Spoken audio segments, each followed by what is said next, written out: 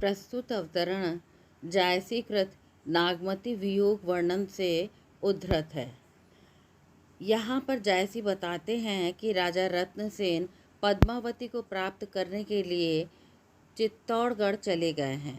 सिंघल द्वीप में उनकी पत्नी नागमती रह गई हैं और राजा के वापस न लौटने पर वो उनके वियोग में अत्यधिक व्यथित हो जाती हैं। 12 माह, ये कहना चाहिए कि पूरा साल बीतने को आ गया है, लेकिन राजा जी नहीं आए हैं। तो यहाँ पर 12 मासा का वर्णन किया गया है, जिसमें रानी प्रत्येक मास में वियोग में होने वाले कष्टों का वर्णन कर रही हैं। यहाँ पर ये जो 12 मासा का अगहन मास है, अगहन मास में होने वाली तकलीफ़ों का वर्णन करते हुए रानी कहती हैं, अगहन दिवस घटाने से बाढ़ी, दूभर रैन जाय कि में गाढ़ी। अब यही बिरह दिवस भर आती, जरों बिरह जस दीपक बाती। कांपे हिया जनावे सियु, तोपे जाय होई संग पियु। घर घर चिर रचे सब काहू, मोर रूप रंग लेगा नाहू। पलट न बहुरा गाजो बिछोड़, अभऊ फिरै फिरै रंग सोई। सियर अगन विरहन ही जारा, सुलग सुलग दग्धय होई छारा। यह दुख दखत न जाने कंतु, जोवन जन्म करे भसमंतु।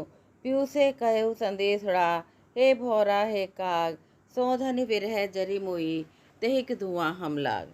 यहाँ पर नागमती अपने वियोग को बताते हुए कह रही है कि अगहन का महीना आ गया है और ये जो अगहन महीने में उसे विरहानुभूति हो रही है, उसको स्पष्ट करते हुए कहती है कि इस माह के लगते ही ठंड पड़नी आरंभ हो जाती है और यह ठंड प्रेमी और प्रेमिकाओं को अत्यधिक समीप ला देती है। लेकिन नागमती बेचारी क्या करे, उसका प्रियतम तो है ही नहीं। इस महीने का शीत उसे शीतलता न देकर और भी दाहक बन जाता है।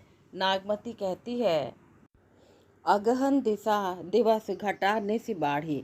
अगहन के महीने में दिन छोटे होने लगते हैं और रातें बड़ी होने लगती हैं। दूभर रैन जाए कि में गाढ़ी। दूभर माने मुश्किल, और इन रातों को काटना प्रियतम के बिना मेरे लिए बहुत मुश्किल हो गया है। कि मैं गाढ़ी, गाढ़ी माने गहन रात्रि को, इस अंधेरी गहन रातों को प्रियतम के बिना काटना मेरे लिए बहुत मुश्किल हो गया है। अब यही विरह दिवस भर आती, अब तो ये विरह रात और दिन मेरे लिए निरंतर हो गया है। अर्थात नागमती स्पष्ट करना चाहती हैं कि अब जो ये विरह है उसमें मेरे लिए, विरह के कारण मेरे लिए तो दिन भी रात ही के समान काटना कठिन हो गया है। जरों विरह जस दीपक बाती, मैं विरह में उसी तरह से जल रही हूँ जिस तरह दीपक में बत्ती जलती है। इस भयंकर ठंड में कांपे हिया जनावे सियु, मेरा हृदय ठंड की वजह से कांप रहा है और ठंड के कारण विविध आवाज़ें निकल रही हैं। हृदय भी ठंड से बहुत अधिक कंपित महसूस हो रहा है। तोपे जाय होई संग पियु, मुझे ऐसा प्रतीत होता है कि जिसके साथ उसका प्रियतम होता है वही अपने शीतकाल को भली प्रकार काट सकती है, उसी की ठंड जा सकती है, क्योंकि वस्त्रों से यह ठंड किसी भी प्रकार कट नहीं पा रही है। घर घर चीर रचे सब काहू, मोर रूप रंग ले गया नाहू। बोले कि मेरा रूप श्रृंगार मोर रूप रंग लेगा नाहू, मेरा रूप श्रृंगार तो स्वामी के साथ ही चला गया है जो मुझे यहाँ से छोड़कर चला गया है। और घर घर में सबने जाड़े के नए वस्त्र निकाले हैं, नए नए कपड़े पहन रहे हैं, लेकिन मेरा प्रियतम यहाँ नहीं है, तो मेरा सौंदर्य भी उसी के संग चला गया है। पलट न बहुरा गाजो बिछोड़, अभऊ फिरै फिरै रंग सोई। पलट करके न बहुरा माने अभी तक, जो बिछोड़, जो मुझे छोड़ करके मेरा प्रियतम गया था वो अभी तक पलट कर मेरे पास वापस नहीं आया है।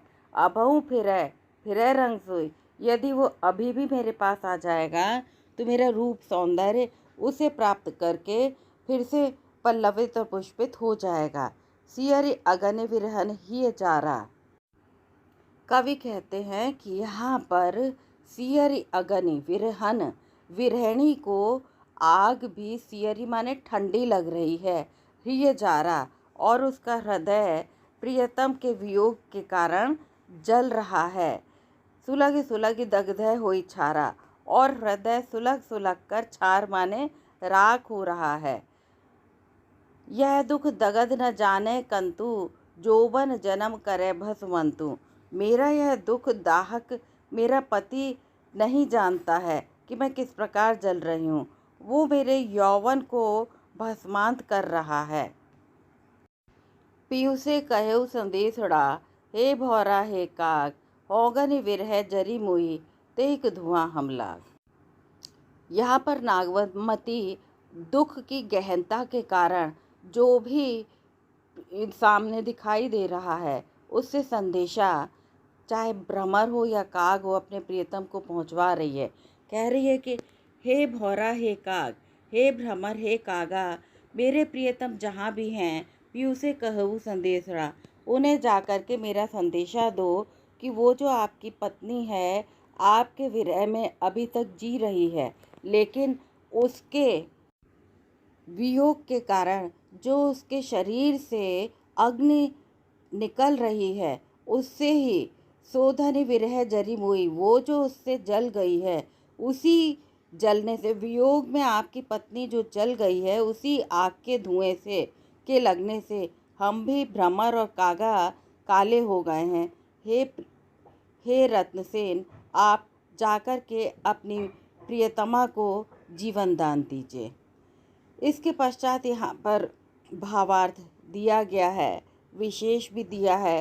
रोहित पति का नायिका है, सखियाँ उसे धैर्य बंधा रही हैं, आश्वस्त कर रही हैं, और ये कहा जा सकता है 12 मासा का यहाँ पर सुंदर वर्णन दृष्टव्य है। वियोग श्रृंगार है, दोहा चौपाई छंद है, अवधि भाषा है, और नाना प्रकार के अलंकार इत्यादि यहाँ पर दिखाई दे रहे हैं। यह जो पद्मावत है प्रतीकात्मक काव्य कहा जाता है। पढ़ने में समझने में मुश्किल नहीं है। पद्मावती परम सत्ता, रत्नसेन साधक, राघव चेतन शैतान, नागमती सांसारिकता, हीरामंतोता गुरु और अलाउद्दीन माया का प्रतीक यहाँ पर बताया गया है। जायसी को विप्रलम्ब श्रृंगार का कवि भी कहते हैं, शुक्ल ने कहा है, और यह अवतरण वियोग श्रृंगार का सुंदर उदाहरण है। और यह जहाँ भी श्रृंगार का वर्णन होता है, चाहे वो संयोग हो या वियोग हो, वहाँ पर माधुर्य गुण अवश्य होता है। और कहीं मुहावरे इत्यादि का प्रयोग होता है तो वह रूढ़ा लक्षणा शब्द शक्ति होती है। भाषागत वैशिष्ट्य में काम आने वाले उदाहरण दिए गए हैं जो कि हिंदी साहित्य में प्रचलित हैं। शुक्ल ने नागमती के वियोग वर्णन को अत्यंत उत्कृष्ट माना है और साहित्य की अनुपम निधि भी स्वीकार किया गया है। और शुक्ल ने कहा है कि विरह वर्णन अत्युक्तिपूर्ण होने पर भी मजाक की हद तक नहीं पहुंचने पाया है, उसमें गांभीर्य बना हुआ है और आशिक माशूकों का प्रलाप नहीं है। ये इनमें से जो उदाहरण आपको अच्छा लगे उसका आप प्रयोग अपने अधिक अंक पाने के लिए आप कर सकते हैं। भाव साम्य के रूप में हम यहाँ देख रहे हैं कि अनचड़ियाँ झाई पड़ी पंथ निहारे निहार, या दादू इस संसार में मुझसा मिला न कोई, या आज सुनूं केवल चुप रहकर, कोयल चाहे जो कह ले, पर न परागों में वैसी है चहल पहल ज्योति कह ले। कहने का तात्पर्य है, चाहे आपको कबीर के हों या अज्ञात घनानंद के हों या बिहारी का हो, कोई भी आपको जो कथन वियोग का इसमें याद हो, 12 मासा से संदर्भित हो, आप उसको अधिक अंक प्राप्त करने के लिए अपनी कॉपी में भाव साम्य के रूप में लिख सकते हैं। यदि आपको ये अच्छा लगा हो तो कृपया चैनल को सब्सक्राइब अवश्य करें। धन्यवाद।